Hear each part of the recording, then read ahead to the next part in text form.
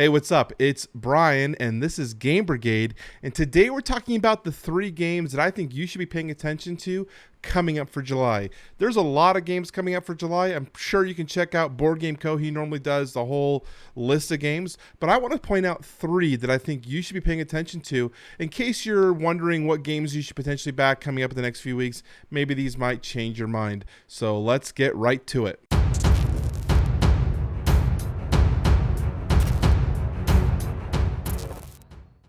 Okay, I said we're going to jump right into it, but we're going to hold off for a second. First off, I recorded this whole episode just now, and I don't know what happened. It all deleted. My thing stopped recording. So we're going to try hitting it again with the exact same enthusiasm as I had in the first one. It's a little difficult to do that sometimes, but we're going to try our best. Before we also jump into the 3 games I think you should be taking a look at, we just filmed our Wild Ascent review and posted it. In fact, how do I do this? How do you guys see it? Woo, right there. It's right over there. It's still set up, right? It's still ready to be filmed. I haven't put it away yet. So check that out if you haven't seen it. I think it's a good review. I think it helps you decide if you should be backing Wild Ascent, Levion Rising. I don't know where I'm going with that. So check out the video if you're interested for more. In terms of other things coming on the channel, we have a prototype for another game coming out this month. I'm not going to show you the whole box. We'll show you a little bit of the box. It got water damaged. I don't know how, but that's a prototype for Soul Raiders. That will be coming out July 7th. The game is on Kickstarter, so look for my review there. Okay, I think that is everything in terms of, in fact, I talked about, you guys are not going to know this, but in the previous video that is missing, I mentioned I should have done something, so we're going to do that real quick. So I took care of that, and we're good to go.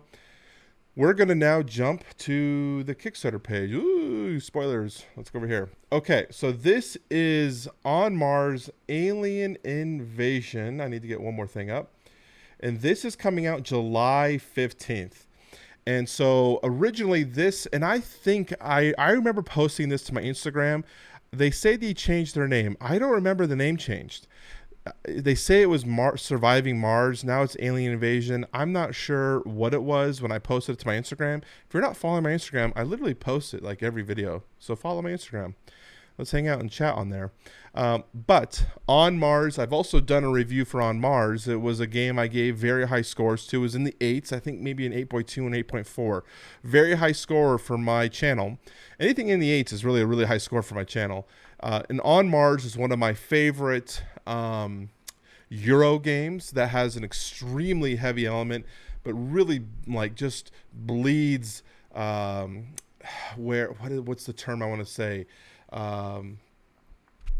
Atmosphere. Like it really pulls you into the game and makes you feel like the things you're doing are relevant to what you would think people colonizing Mars would be.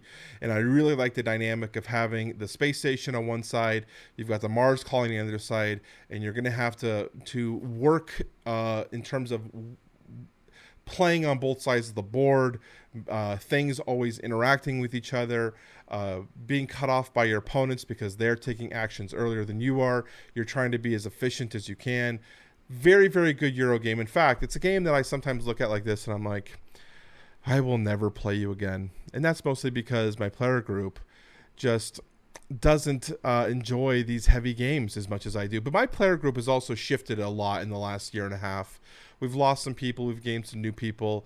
So the new people, the last time I tried to teach it, it just did not go very well. It was a very unpleasant experience. And I think I talked about that too in one of my previous videos. But also On Mars is a game that I look at longingly, and I don't know if I'll ever play you again, old friend. But On Mars Alien Invasion is promising to bring some new exciting changes to the game, so maybe that will liven up some excitement and potentially bring this game out of retirement for me. The biggest thing I wanted to showcase here, though, is the 4 chapters down here at the bottom. And this is either going to make or break the game for me. So it says On Mars Alien Invasion is a short story expansion of On Mars, made into 4 chapters with 4 different modes of play. The short story is called Alien Invasion and contemplates the following chapters and modes modes of play. So for you to experience the full modes of play, you're going to have to complete all 4 chapters. The unfortunate part about this is it might not hit for everyone in terms of the way they want to play the game. First off, Chapter 1, Invasion, 1 versus all. Do you like playing 1 versus all? I know I have steered myself away from 1 versus all in the last 3 years. I think the last 1 versus all game I played was Imperial Assault. And I hate playing the Empire all the time. I hate being the bad guy. And I feel like I'm always going to have to be the one. And that's actually why I sold my game of Alone just recently. I know we didn't talk about that, but I did sell my copy of Alone. Same thing. So will this sit with every player? I'm not so sure. The chapters 2 and 3, Outbreak and Blackout, are interesting. They are co-op, 2 to 4 players. So this is going to change the gameplay. The original base game, of course, is all everyone against everyone. It's just a solo game where you're trying to just do the best as you can. Now it's going to bring some co-op elements. Maybe there's going to be an AI system for the aliens as they're trying to defeat. I'm not quite sure how this one's going to play out. And then Chapter 4, Monolith Solo. I think it's great to have a solo implementation. How is this going to affect? What if you're not a solo player? Are you going to be able to experience the entire storyline of Alien Invasion? Again, there's not a lot of information here, not a lot of videos, not a lot that we can take a deep look at. All they're really talking about is the differences between the launch date and the current date and the changes to the name, because they feel like the name Alien Invasion was a little bit better and apt for the story of the game rather than Surviving Mars. So that's that. I'm excited. I'm intrigued. It's an expansion to one of my most loved games, but I'm also tentatively aware in terms of I don't know how much necessarily I want to back it. I really want to see some content in terms of reviews. And one of the reasons they delayed their original May 13th Kickstarter launch was because they wanted to make some more copies of the prototype to send out for review. So I'm assuming before you play, or someone will have a copy of that. Maybe AntLab will get a copy. I'm not sure. They're probably gonna have a 2-player playthrough for this game. So I'm curious, but again, some of the content requires more than 2 players, so I don't know. We'll see. Very curious where that's going to go. We're going to stop rambling about On Mars Zone. We're going to get to the next one, and I thought I fixed this, but I didn't, so we're going to fix it there. The next game, and I organized this, so the thing you guys didn't know what I did is originally I had to kind of scrambled around, and I said, oh, this is probably the most exciting game I'm looking out for, but it was the second game. So now I moved to the third game. So my last game is the most exciting game that I'm looking for. The Divinus is a game that's really up there too. So this is going to be by Lucky Duck Games. And this game is going to be using the same sort of app system that we saw with Destinies. And of course, I haven't released my Destinies review yet. Still working on that one, fine-tuning some of my thoughts on it. But I'm definitely really excited to play a further development cycle line of that app system. I think there's more that could be done. And specifically, the thing that's most exciting for me is that in Destinies, they kind of promise on the back of the box that the decisions that you make will matter and carry forward. So, if you pray at a certain thing, if you do this, and yes, they mattered for your specific scenario, but I didn't really feel the impact in terms of how those carried forward for the scenarios 2, 3, 4 to the finale. I didn't really feel like they really had much weight to my decisions. Divinus is saying that the game will try to it's a legacy game for one, and so all your decisions in legacy games matter anyways, but this one's going to be carrying forward those decisions a little bit more heavily. So when you pray at a place, if you support a certain god, if you're involved in a certain type of action, they are going to be a little bit more weighted towards the storyline. And the game is going to be having you unlocking envelopes, which I love doing that. I love unlocking envelopes and opening them as you're playing this legacy game moving forward. Now, they do say that the game will be having a full legacy component. So once you're finished with this game, you're going to have your unique copy of Divinus that's unique to you. I mean, there's probably some people who have a similar copy, but most likely you're going to have yours, that's the decisions you made, and then they're going to have an ability to continue the game past that with some sort of scenarios again. And they're working on post-campaign scenarios that you can play with your copy They haven't announced fully how that'll implement, but I am excited for where that's going to go. And this is going to be launching on July 27th. Okay, the final game that I want to talk about, Chronicles of Drunagor, Age of Darkness, Apocalypse, coming out July 20th. The first thing I want to talk about is I always try to get you guys informed in terms of the knowledge, in terms of making sure you're fully aware of everything. Click the follow if you're wanting a free mini. The Fallen Sisters, click the follow to get a free Fallen Sisters mini boss with your pledge. Save $13. I always tell people, even if you are not interested in the campaign, even if you're not really feeling it right now, it doesn't hurt to follow it, even if you don't back it, because you never know if you decide at the end of the day you maybe do want this game. But this one is probably my most excited campaign for the month of July, because I like the idea of a narrative, in-depth, really pulling into the storyline dungeon crawler game, and this really plays into it. But it also has very good customization of your champions and your heroes. Something that I really like to do is making my heroes unique and basically how I want to play them based on the available aspects, and that's what this has. So let's kind of scroll on down and you can kind of see that a little bit better.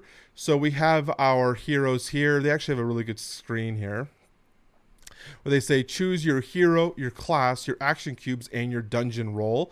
Really excited to talk about the dungeon roles, collect your weapons, and let's get going.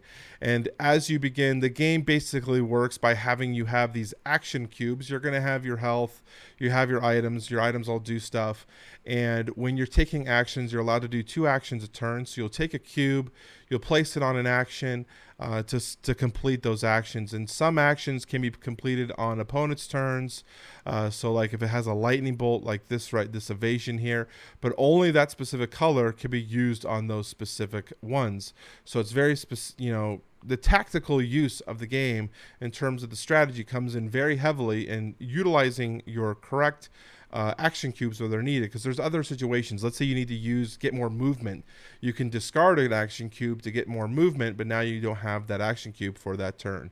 I also really like the way it implements the narrative story into the dungeon crawl. You see that there's a door here. If I scroll a little bit further down, you'll see that there's a door right here. I think you can see that. If you open the door, we're going to go back up. It's going to fold open and it's actually going to reveal the room and give you exactly what you're running into. So it gives you your narrative element in front of you. It also is going to be incorporating a QR code for more variability, which I think is super cool. But what I like about this is, just like other games I've played, there's games I've played that have the maps fully exposed, so you can see everything that's going to happen. You have an idea, oh, look, it's going to be opening up into a massive chamber, which most likely is the final fight. With this, you have no idea what's going to happen, because when you open the door, you're going to reveal this and then go from there and see your room that you're in. It also plays very heavily with the interactions information tablet here.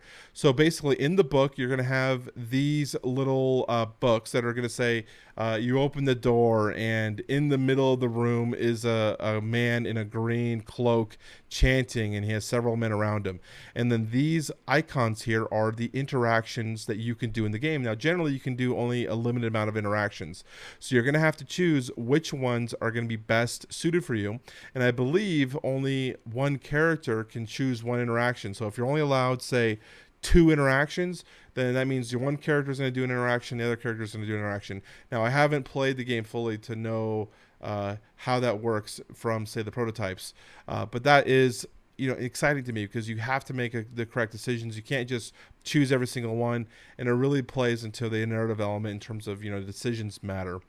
So this one will be coming out with an expansion, obviously the Apocalypse version here, which is going to have a bunch more minis. I'm not going to cover much into the Age of Darkness Apocalypse one here, because we can talk about that once the campaign launches. I just want to bring attention to this campaign, show you some of the things that I liked and why I like it. This does feature a little bit of the Cthulhu-like miniatures and aspects. I'm not a big Cthulhu fan, never really been into the whole Eldritch horror-like stuff, but I do like gothic or like gothic horror art. I do like it. So like the skeletal guys, potentially these guys with the Four Horsemen. I'm always into gothic horrors. You guys know that's one of the reasons why I like my what is that called? Man, my memory's really shot today. Dwellings of Elder Vale, that's back there, has some really cool gothic art on there. So that's one of the reasons I like it. Lots more content here. We'll have this a link down here. So if you want to see the campaign in full, go ahead and check it out. But I think that wraps up our video of the 3 games that you should know about coming to either Kickstarter or GameFound. Hopefully you guys found this video helpful. If you do, the best thing that you can do is give me a like. Really support the channel. In fact, we had a challenge not too long ago for 100 likes. We hit it. Can we duplicate it? Can we get another video with 100 likes? That would be super helpful. That was before I went on my vacation. I've come back. The likes have been sitting around 30 again. Let's try to get a video to 100 likes. Really support the channel. Literally takes you a second, and it shows me that you guys appreciate the kind of content that I can keep pushing out and making it for you guys. If you do really enjoy the content, you want to be part of the community, click the subscribe button. Down below, we also have a Discord link, which is free to join. If you want to come and chat and hang out, check out that. We also have all of my socials, so if you want to talk to me on social, I'm pretty easygoing in terms of getting a hold of and talking to me. And that's about it. I'm going to try to see if I can get any more review copies for some of the exciting games we've been talking about. Hell, you know, maybe I can get a hold of Chronicles of Drunagor and I can actually get a review copy of this. That would be incredible. So that's it. I hope you guys enjoyed the show, and I will talk to you all very soon.